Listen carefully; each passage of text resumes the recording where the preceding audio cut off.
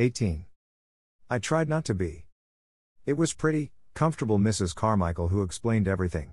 She was sent for at once, and came across the square to take Sarah into her warm arms and make clear to her all that had happened. The excitement of the totally unexpected discovery had been temporarily almost overpowering to Mr. Carrisford in his weak condition.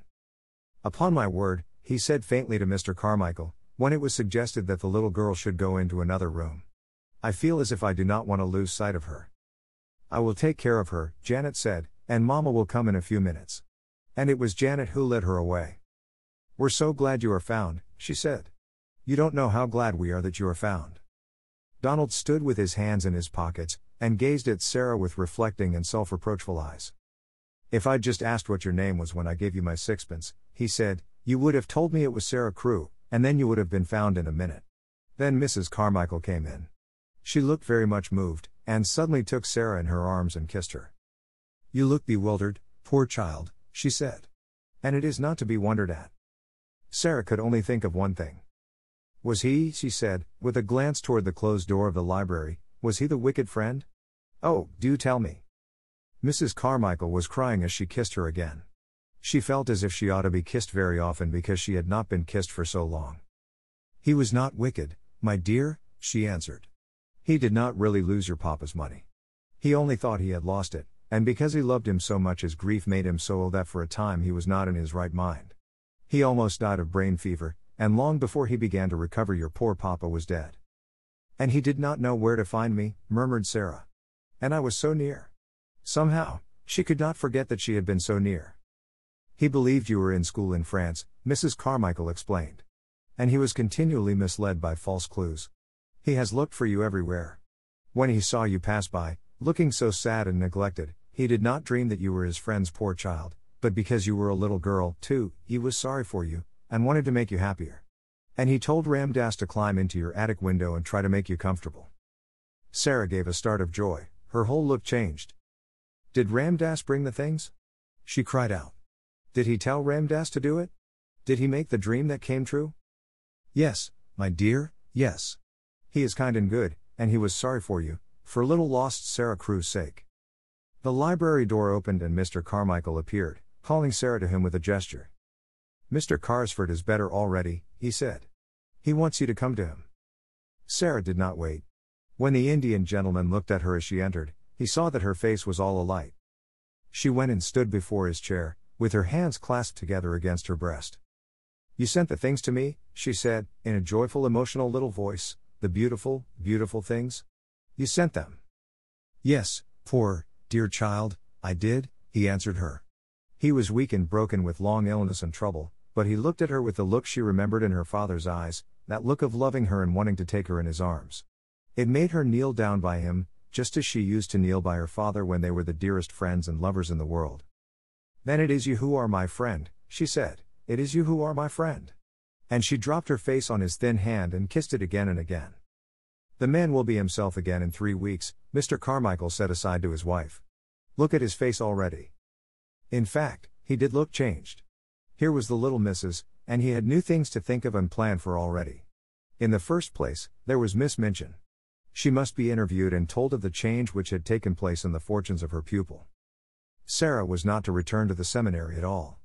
The Indian gentleman was very determined upon that point. She must remain where she was, and Mr. Carmichael should go and see Miss Minchin himself.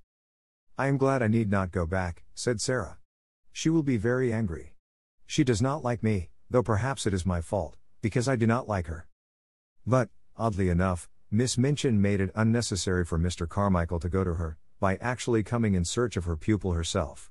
She had wanted Sarah for something, and on inquiry had heard an astonishing thing. One of the housemaids had seen her steal out of the area with something hidden under her cloak, and had also seen her go up the steps of the next door and enter the house.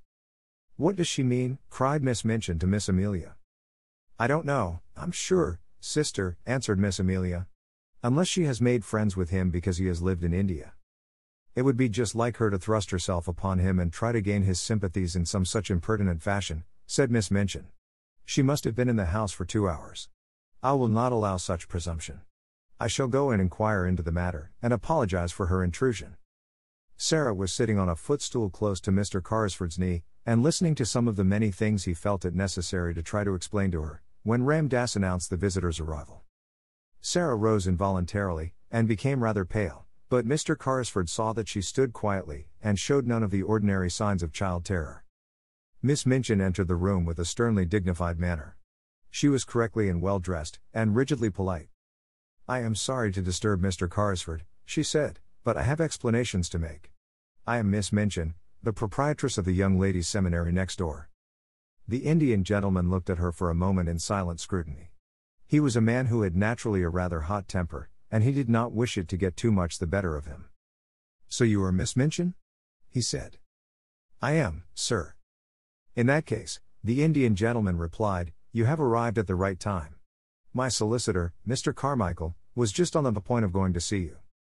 Mr. Carmichael bowed slightly, and Miss Minchin looked from him to Mr. Carrisford in amazement. "Your solicitor," she said. "I do not understand. I have come here as a matter of duty. I have just discovered that you have been intruded upon through the forwardness of one of my pupils, a charity pupil. I came to explain that she intruded without my knowledge." She turned upon Sarah. "Go home at once," she commanded indignantly. "You shall be severely punished. Go home at once." The Indian gentleman drew Sarah to his side and patted her hand. "She is not going." Miss Minchin felt rather as if she must be losing her senses. "Not going?" she repeated. "No," said Mr. Carrisford. "She is not going home, if you give your house that name. Her home for the future will be with me." Miss Minchin fell back in amazed indignation. "With you? With you, sir? What does this mean?" "Kindly explain the matter, Carmichael," said the Indian gentleman, "and get it over as quickly as possible." And he made Sarah sit down again, and held her hands in his, which was another trick of her papa's. Then Mr. Carmichael explained, in the quiet, level-toned, steady manner of a man who knew his subject, and all its legal significance, which was a thing Miss Minchin understood as a businesswoman, and did not enjoy. "Mr. Carrisford, madam," he said, "was an intimate friend of the late Captain Crewe. He was his partner in certain large investments. The fortune which Captain Crewe supposed he had lost has been recovered, and is now in Mr. Carrisford's hands." "The fortune!" cried Miss Minchin, and she really lost color as she uttered the exclamation. "Sarah's fortune." "It will be Sarah's fortune," replied Mr. Carmichael, rather coldly. "It is Sarah's fortune now, in fact. Certain events have increased it enormously. The diamond mines have retrieved themselves." "The diamond mines!" Miss Minchin gasped out. If this was true, nothing so horrible, she felt, had ever happened to her since she was born. "The diamond mines," Mr. Carmichael repeated, and he could not help adding, with a rather sly, unlawyer-like smile, "There are not many princesses, Miss Minchin, who are richer than your little charity pupil, Sarah Crewe, will be. Mr. Carrisford has been searching for her for nearly 2 years, he has found her at last, and he will keep her." After which he asked Miss Minchin to sit down while he explained matters to her fully, and went into such detail as was necessary to make it quite clear to her that Sarah's future was an assured one, and that what had seemed to be lost was to be restored to her tenfold, also, that she had in Mr. Carrisford a guardian as well as a friend. Miss Minchin was not a clever woman, and in her excitement she was silly enough to make one desperate effort to regain what she could not help seeing she had lost through her worldly folly. "He found her under my care," she protested. "I have done everything for her. But for me she should have starved in the streets." Here the Indian gentleman lost his temper. "As to starving in the streets," he said, "she might have starved more comfortably there than in your attic." "Captain Crewe left her in my charge," Miss Minchin argued. "She must return to it until she is of age. She can be a parlor boarder again. She must finish her education. The law will interfere in my behalf." Come, Miss Minchin," Mr. Carmichael interposed, "the law will do nothing of the sort. If Sarah herself wishes to return to you, I dare say Mr. Carrisford might not refuse to allow it. But that rests with Sarah." "Then," said Miss Minchin, "I appeal to Sarah. I have not spoiled you, perhaps," she said awkwardly to the little girl, "but you know that your papa was pleased with your progress. And, I have always been fond of you." Sarah's green-gray eyes fixed themselves on her with the quiet, clear look Miss Minchin particularly disliked. "Have you, Miss Minchin?" she said. "I did not know that." Miss Minchin reddened and drew herself up. "You ought to have known it," said she, "but children, unfortunately, never know what is best for them. Amelia and I always said you were the cleverest child in the school. Will you not do your duty to your poor papa and come home with me?" Sarah took a step toward her and stood still. She was thinking of the day when she had been told that she belonged to nobody, and was in danger of being turned into the street. She was thinking of the cold, hungry hours she had spent alone with Emily and Melchizedek in the attic. She looked Miss Minchin steadily in the face. "You know why I will not go home with you, Miss Minchin," she said. "You know quite well." A hot flush showed itself on Miss Minchin's hard, angry face. "You will never see your companions again," she began. "I will see that Ermengarde and Lottie are kept away." Mr. Carmichael stopped her with polite firmness. "Excuse me," he said, "she will see anyone she wishes to see. The parents of Miss Crewe's fellow pupils are not likely to refuse her invitations to visit her at her guardian's house. Mr. Carrisford will attend to that." It must be confessed that even Miss Minchin flinched. This was worse than the eccentric bachelor uncle who might have a peppery temper and be easily offended at the treatment of his niece. A woman of sordid mind could easily believe that most people would not refuse to allow their children to remain friends with a little heiress of diamond mines. And if Mr. Carrisford chose to tell certain of her patrons how unhappy Sarah Crewe had been made, many unpleasant things might happen. "You have not undertaken an easy charge," she said to the Indian gentleman, as she turned to leave the room. "You will discover that very soon. The child is neither truthful nor grateful. I suppose to Sarah, that you feel now that you are a princess again." Sarah looked down and flushed a little, because she thought her pet fancy might not be easy for strangers, even nice ones, to understand at first. "I tried not to be anything else," she answered in a low voice. "Even when I was coldest and hungriest, I tried not to be."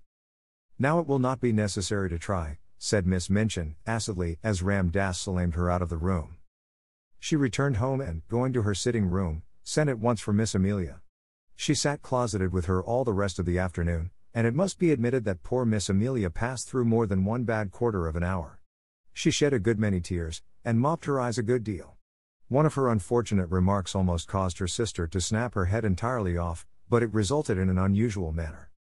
"I'm not as clever as you, sister," she said, "and I am always afraid to say things to you for fear of making you angry. Perhaps if I were not so timid it would be better for the school and for both of us. I must say I've often thought it would have been better if you had been less severe on Sarah Crewe, and had seen that she was decently dressed and more comfortable. I know she was worked too hard for a child of her age, and I know she was only half fed." "How dare you say such a thing?" exclaimed Miss Minchin. "I don't know how I dare," Miss Amelia answered, with a kind of reckless courage, "but now I've begun I may as well finish, whatever happens to me. The child was a clever child and a good child, and she would have paid you for any kindness you had shown her. But you didn't show her any. The fact was, she was too clever for you, and you always disliked her for that reason. She used to see through us both."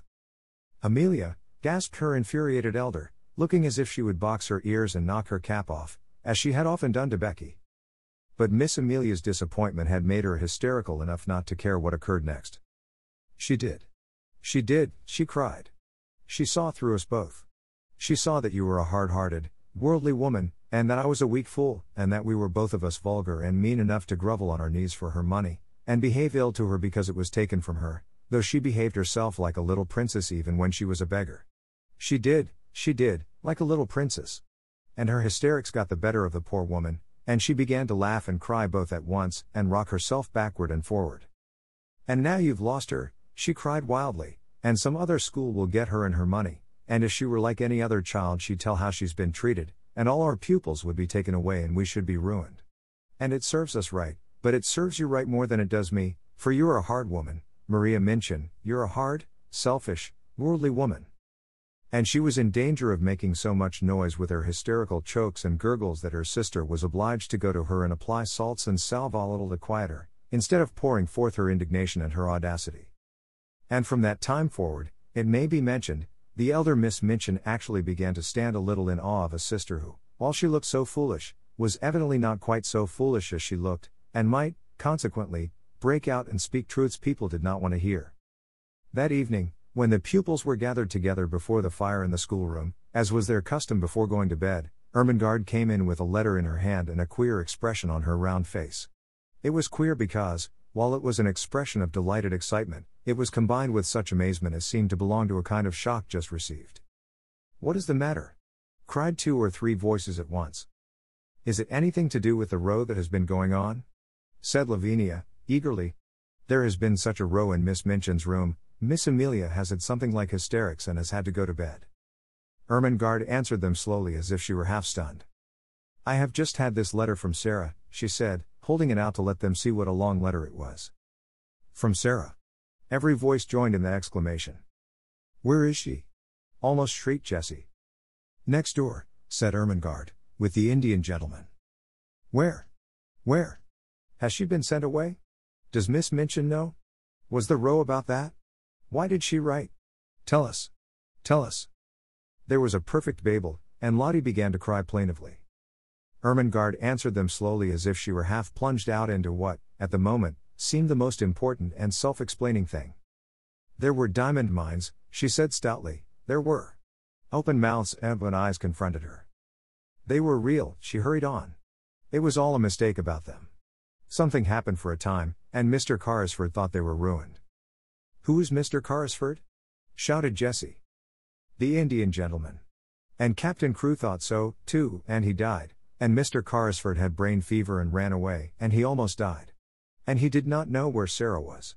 And it turned out that there were millions and millions of diamonds in the mines, and half of them belonged to Sarah, and they belonged to her when she was living in the attic with no one but Melchizedek for a friend, and the cook ordering her about. And Mr. Carrisford found her this afternoon, and he has got her in his home, and she will never come back, and she will be more a princess than she ever was, 150,000 times more. And I am going to see her tomorrow afternoon. There. Even Miss Minchin herself could scarcely have controlled the uproar after this, and though she heard the noise, she did not try. She was not in the mood to face anything more than she was facing in her room, while Miss Amelia was weeping in bed. She knew that the news had penetrated the walls in some mysterious manner, and that every servant and every child would go to bed talking about it. So until almost midnight the entire seminary, realizing somehow that all rules were laid aside, crowded round Ermengarde in the schoolroom and heard read and reread the letter containing a story which was quite as wonderful as any Sarah herself had ever invented, and which had the amazing charm of having happened to Sarah herself and the mystic Indian gentleman in the very next house. Becky, who had heard it also, managed to creep upstairs earlier than usual. She wanted to get away from people and go and look at the little magic room once more. She did not know what would happen to it. It was not likely that it would be left to Miss Minchin. It would be taken away, and the attic would be bare and empty again. Glad as she was for Sarah's sake, she went up the last flight of stairs with a lump in her throat and tears blurring her sight. There would be no fire tonight, and no rosy lamp, no supper, and no princess sitting in the glow reading or telling stories, no princess. She choked down a sob as she pushed the attic door open, and then she broke into a low cry. The lamp was flushing the room, the fire was blazing, the supper was waiting, and Ram Dass was standing smiling into her startled face. Missy Sahib remembered, he said. She told the Sahib all. She wished you to know the good fortune which has befallen her. Behold a letter on the tray. She has written. She did not wish that you should go to sleep unhappy. The Sahib commands you to come to him tomorrow. You are to be the attendant of Missy Sahib. Tonight I take these things back over the roof.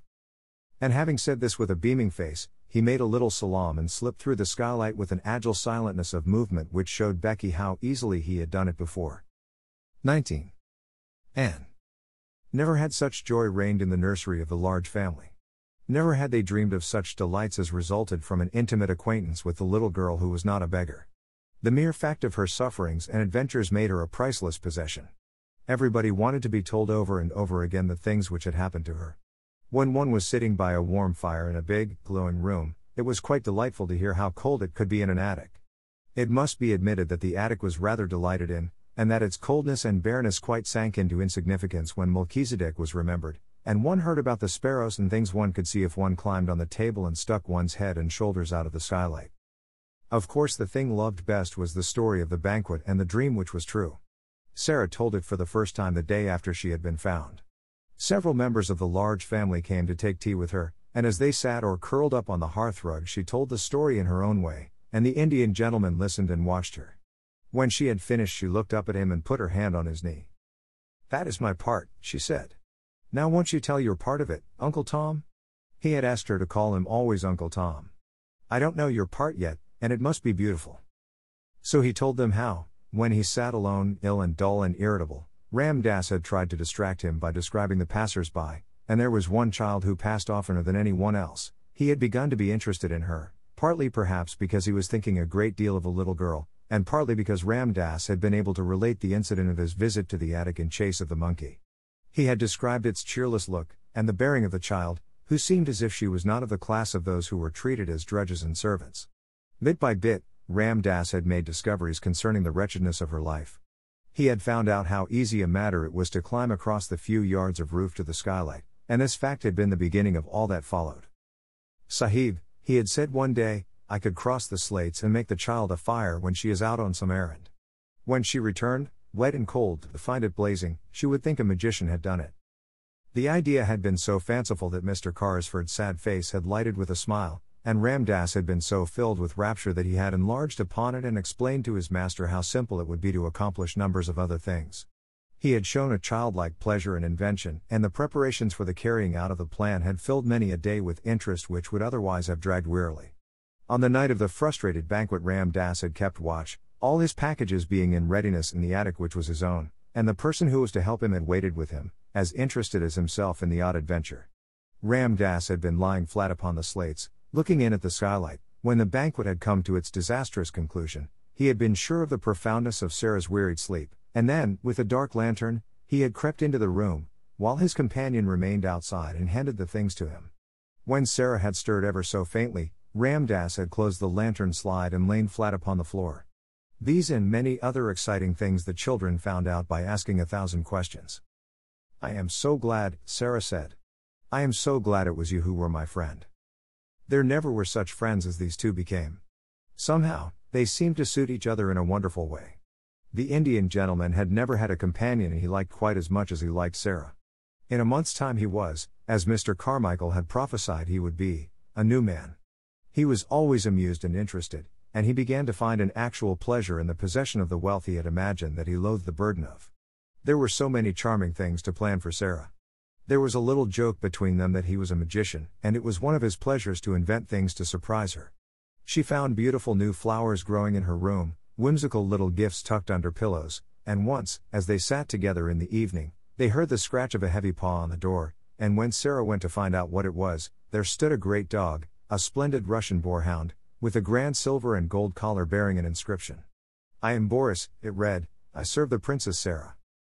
There was nothing the Indian gentleman loved more than the recollection of the little princess in rags and tatters. The afternoons in which the large family, or Ermengarde and Lottie, gathered to rejoice together were very delightful. But the hours when Sarah and the Indian gentleman sat alone and read or talked had a special charm of their own. During their passing many interesting things occurred. One evening, Mr. Carrisford, looking up from his book, noticed that his companion had not stirred for some time, but sat gazing into the fire. What are you supposing, Sarah? He asked. Sarah looked up, with a bright color on her cheek. I was supposing, she said, I was remembering that hungry day and a child I saw. But there were a great many hungry days, said the Indian gentleman, with rather a sad tone in his voice. Which hungry day was it? I forgot you didn't know, said Sarah. It was the day the dream came true. Then she told him the story of the bun shop, and the fourpence she picked up out of the sloppy mud, and the child who was hungrier than herself. She told it quite simply, and in as few words as possible, but somehow the Indian gentleman found it necessary to shade his eyes with his hand and look down at the carpet. And I was supposing a kind of plan, she said, when she had finished. I was thinking I should like to do something. What was it? Said Mr. Carrisford, in a low tone. You may do anything you like to do, Princess. I was wondering, rather hesitated Sarah, you say I have so much money, I was wondering if I could go to see the bun woman and tell her that if, when hungry children, particularly on those dreadful days, come and sit on the steps, or look in at the window, she would just call them in and give them something to eat, she might send the bills to me. Could I do that? You shall do it tomorrow morning, said the Indian gentleman. Thank you, said Sarah. You see, I know what it is to be hungry, and it is very hard when one cannot even pretend it away. Yes, my dear, said the Indian gentleman. Yes, it must be. Try to forget it. Come and sit on this footstool near my knee, and only remember you are a princess. Yes, said Sarah, smiling, and I can give buns and bread to the populace. And she went and sat on the stool, and the Indian gentleman, he used to like her to call him that, too, sometimes, drew her small dark head down on his knee and stroked her hair. The next morning, Miss Minchin, in looking out of her window, saw the things she perhaps least enjoyed seeing. The Indian gentleman's carriage, with its tall horses, drew up before the door of the next house, and its owner and a little figure, warm with soft, rich furs, descended the steps to get into it. The little figure was a familiar one, and reminded Miss Minchin of days in the past. It was followed by another as familiar, the sight of which she found very irritating. It was Becky, who, in the character of delighted attendant, always accompanied her young mistress to her carriage, carrying wraps and belongings. Already Becky had a pink, round face. A little later the carriage drew up before the door of the baker's shop, and its occupants got out, oddly enough, just as the bun woman was putting a tray of smoking hot buns into the window. When Sarah entered the shop, the woman turned and looked at her and, leaving the buns, came and stood behind the counter. For a moment she looked at Sarah very hard indeed, and then her good-natured face lighted up. "I'm sure that I remember you, miss," she said. "And yet—" "Yes," said Sarah, "once you gave me 6 buns for 4pence, and you gave 5 of 'em to a beggar child," the woman broke in on her. "I've always remembered it. I couldn't make it out at first." She turned round to the Indian gentleman and spoke her next words to him. "I beg your pardon, sir, but there's not many young people that notices a hungry face in that way, and I've thought of it many a time. Excuse the liberty, miss," to Sarah, "but you look rosier and, well, better than you did that. "I am better, thank you," said Sarah. "And I am much happier, and I have come to ask you to do something for me." "Me, miss?" exclaimed the bun woman, smiling cheerfully. "Why, bless you. Yes, miss. What can I do?" And then Sarah, leaning on the counter, made her little proposal concerning the dreadful days and the hungry waifs and the buns. The woman watched her, and listened with an astonished face. "Why, bless me," she said again when she had heard it all, "it'll be a pleasure to me to do it.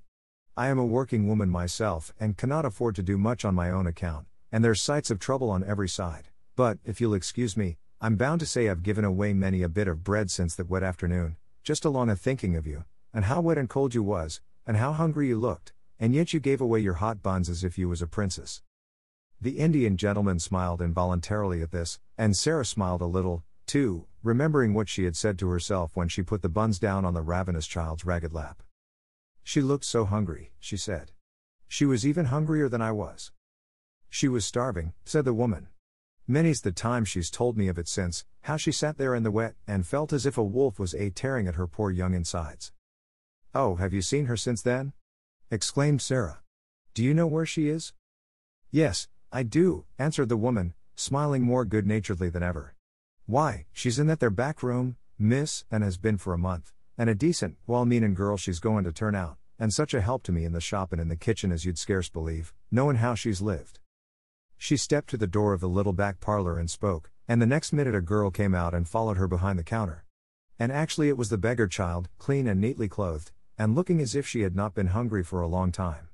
She looked shy, but she had a nice face, now that she was no longer a savage, and the wild look had gone from her eyes. She knew Sarah in an instant, and stood and looked at her as if she could never look enough.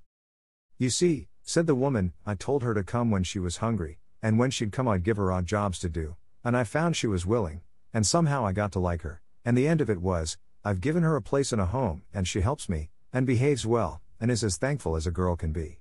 Her name's Anne. She has no other." The children stood and looked at each other for a few minutes, and then Sarah took her hand out of her muff and held it out across the counter, and Anne took it, and they looked straight into each other's eyes. "I am so glad," Sarah said. "And I have just thought of something. Perhaps Mrs. Brown will let you be the one to give the buns and bread to the children. Perhaps you would like to do it because you know what it is to be hungry, too." "Yes, miss," said the girl. And, somehow, Sarah felt as if she understood her, though she said so little, and only stood still and looked after her as she went out of the shop with the Indian gentleman, and they got into the carriage and drove away.